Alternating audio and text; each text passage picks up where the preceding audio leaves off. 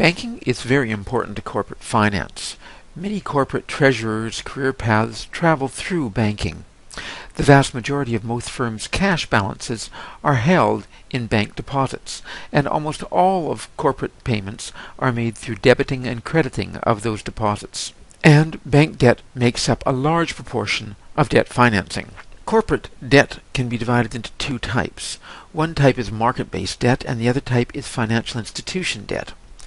Market-based debt are money market instruments, that is, say, instruments of less than 1 year, commercial paper, trade acceptances, and short-term notes.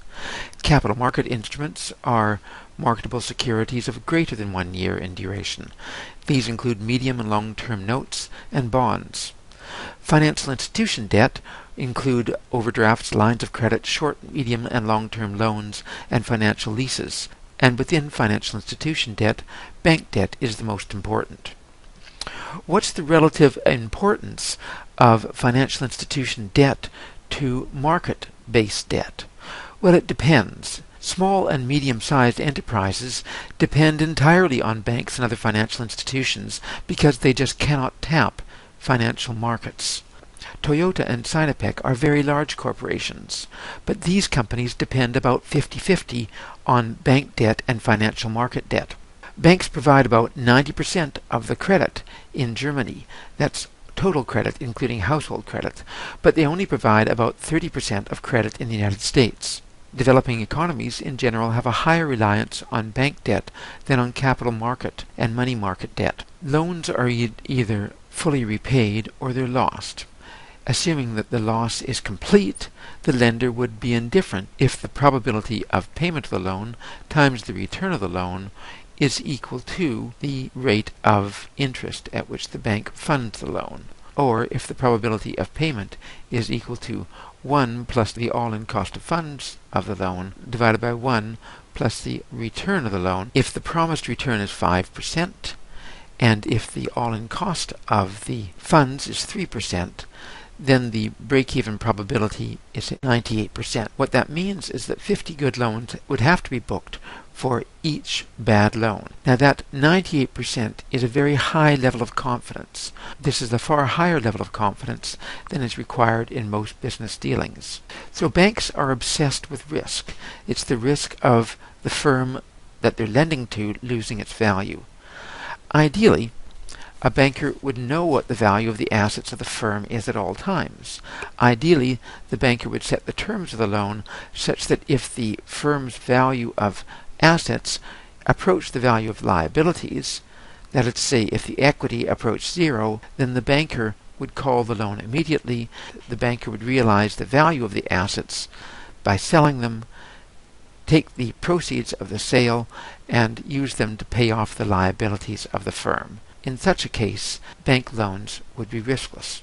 Think of the company that has short-term debt and long-term debt all held by the bank. And let's assume that the bank is monitoring closely the company, and it watches as there are successive negative shocks to the value of fixed assets and reducing the equity cushion that the company has. We can think of successive shocks wiping out the value of equity. The bank will call the loan due and payable. It will sell off the value of the assets. It will repay from the proceeds the bank loans, and you'll see that the bank loan will be riskless.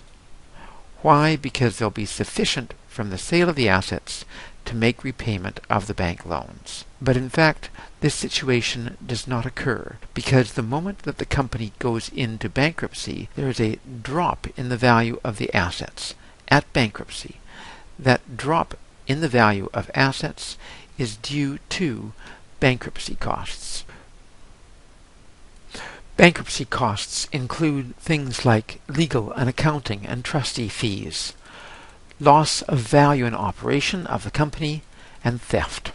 That theft is technically known as fraudulent conveyance, conveying of the assets prior to bankruptcy to employees or the owner of the firm. Banks mitigate credit risk through lending to good corporations, through structuring the loan and monitoring to reduce the risk, and through giving the right incentives to the borrowers.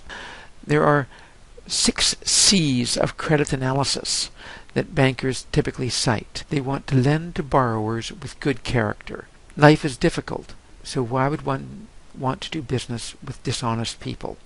Character is critical in lending. They want to lend to people that have the ability, the managerial and technical capability to run the company well.